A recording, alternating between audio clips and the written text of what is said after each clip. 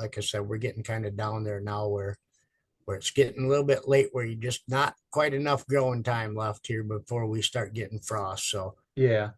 yep. Now, So do the deer just eat the leaves or they eat the turnip as well? they'll dig those turnips up come wintertime when it gets real cold. So they'll sit there and they'll nibble on those greens, and they'll eat those greens up pretty decently while they're growing.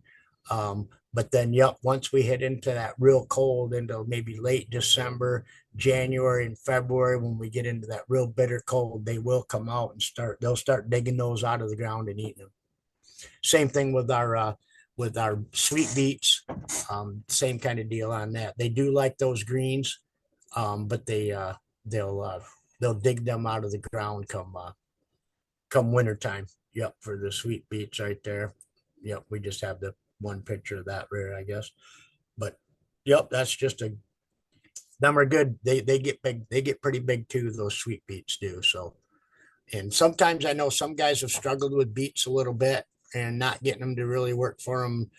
And a lot of it is I think some of these guys planting beets, the deer have never seen beets before, because a lot of people Right. don't plant beets, and deer just don't know really what they are. And we've had a couple guys that went out and said, "Hey, all you got to do is go out there and dig up a handful of them and then cut them in half and throw them out on top, expose them and throw them on the ground. And the deer will come in, they'll get a taste of those.